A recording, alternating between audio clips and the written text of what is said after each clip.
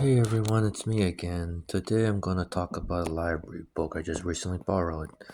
It's this, talking about none other than the dictator of North Korea, Jong-un.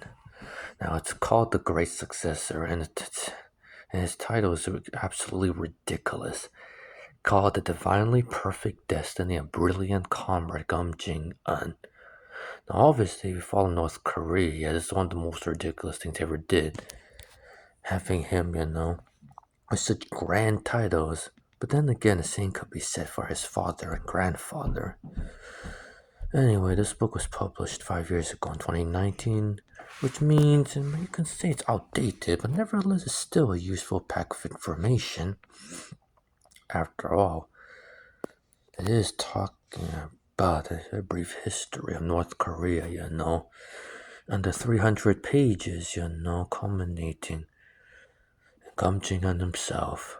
If we sketch over the basic facts, North Korea started with his grandfather, who was originally an anti-Japanese resistance figure during World War II, and after the war ended, he became the leader of North Korea due to a stroke of luck. Then, after 46 years, his father took over, Kim Jong-il, and then ruled the country for another 17 years, and after that, Kim Jong-un himself, the grandson. No one thought that he would take over, but if you follow very closely, a long time ago, he had a sushi chef who correctly predicted that he will take over from his father. That's all. In some ways, he may be even more crazier than his father and grandfather. Otherwise, we wouldn't hear all the stories that come out. Recently, if you follow, Vladimir Putin gave him a car. And yes, a political cartoon in the Global Mail newspaper showed him being absolutely paranoid about destroying him dressed up in a hazmat suit and dropping a pilers into a disinfectant. Probably paranoid that Putin might poison him. And his sister Kim Jong is just standing beside her, is acting like the butler, like Alfred for Batman. So anyway, the book recalls how in North Korea he just eventually need a small group of elite people to help him keep in power. You can say they're like the masters of the universe married to the real housewives of Pyongyang, or you can say they're like a Russian oligarchs as well. And it's hard to imagine, but the concentration camps there are worse than the Nazi concentration camps as well. And that there's nothing you can really do about it. And if we follow a few years ago, Trump being very the way he is, tried to, do peace with Kim Jong, even if that may not exactly have happened.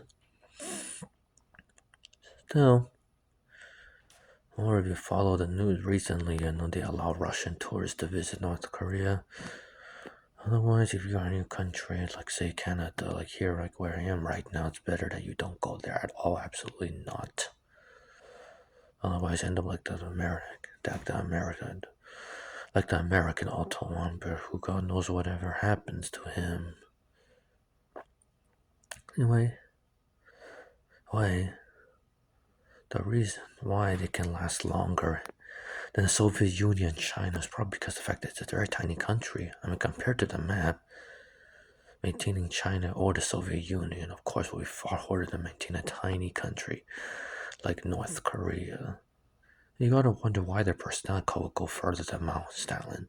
Is the same reason on the fact that it is a small country. When a small country of tightly controlled, it will be more tightly controlled in a way you could say much easier. Look at this cover. He really does look like a gangster. Wearing these sunglasses just like his father before him. So yeah, you can see it's like a gangster family, a country run by the mob for more than 70 years. Scary, is it not?